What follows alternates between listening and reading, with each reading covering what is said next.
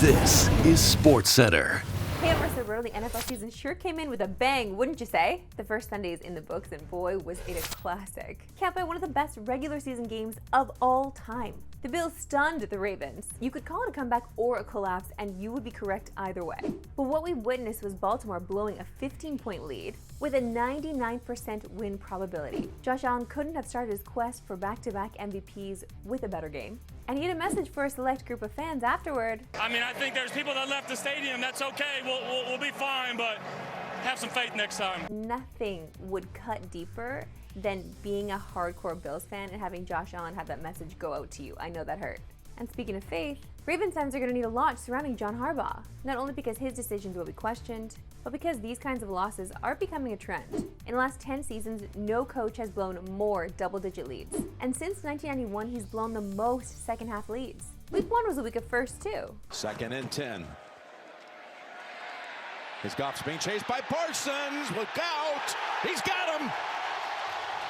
His first sack as a Green Bay Packer. Micah Parsons played limited snaps, but he finished with the second most pressures on his team. And all 3 were negative plays for Detroit. One positive for the Lions was also a first, perhaps the greatest first touchdown catch of a career. This one coming from Isaac Tesla.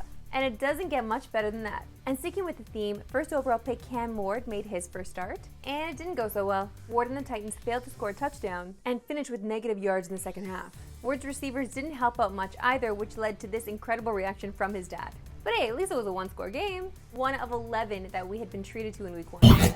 But don't worry, week 1 is not quite finished. We got an intriguing Monday nighter coming up, with the Vikings paying a visit to Soldier Field to face the Bears. And it's a new era for Caleb Williams, or at least he's hoping it is. Last year was a train wreck for Chicago, but they landed the top head coach in the market in Ben Johnson.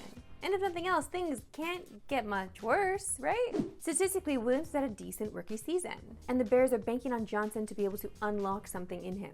After all, he was one of the most hyped quarterback prospects of all time. As the OC in Detroit, Johnson was the mastermind behind the NFL's best offense, and was coveted by every team who was in search of a new coach. Now tonight, we also get a first look at J.J. McCarthy, who was the Vikings' first-round pick in 2024.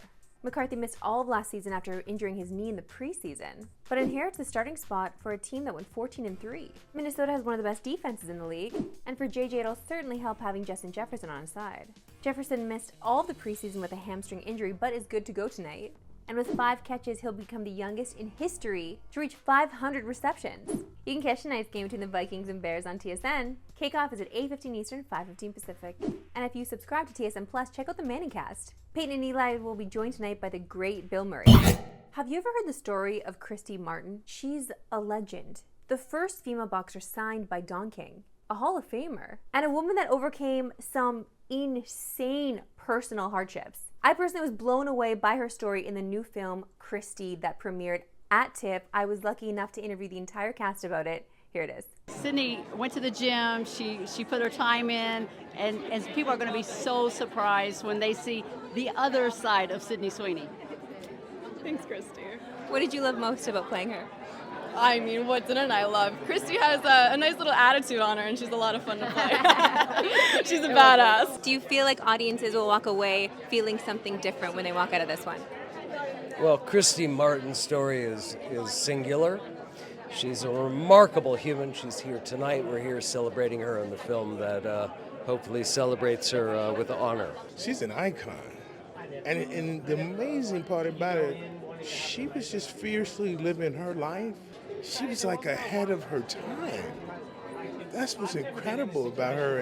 And all the women of UFC and boxing, everybody got to tip their hat to this woman. It's an empowering story. You know, it's a story of resilience. It's a story of finding yourself and being true to yourself. So I think if you can grab any of that from it, we want that. But we also, you know, Christy is a badass. And Sid Sweeney knocked it out of the park.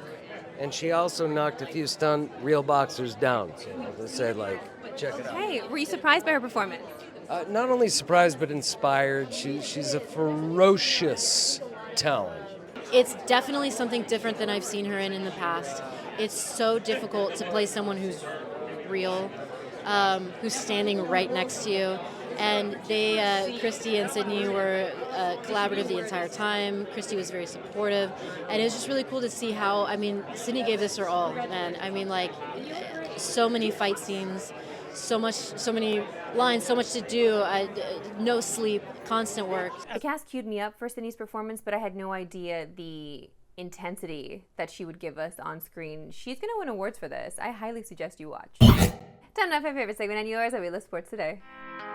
Why we love sports today. And at DSC, we are firm believers that you're never too old to go back to school. And it's never too late to achieve your dreams. That's exactly what this guy did. Tonight, nearly 6 decades later, there he is, Kent Broussard, a 66-year-old freshman. Broussard making his dream come true. He took the field at halftime with the golden band from Tigerland. How great is that? Wait, I'm sorry, I should have warned you. You were gonna cry. I'm so happy for him. No, that was Kent Broussard, whose dream since the age of 9 was to be in LSU's marching band. And after retiring as an accountant, he enrolled in school and picked up the tuba. College football, man, there's nothing quite like it, especially when it comes to rivalries. During the border war between Missouri and Kansas on Saturday, a Missouri fan got a shot to kick a field goal for 25 grand. And he did this.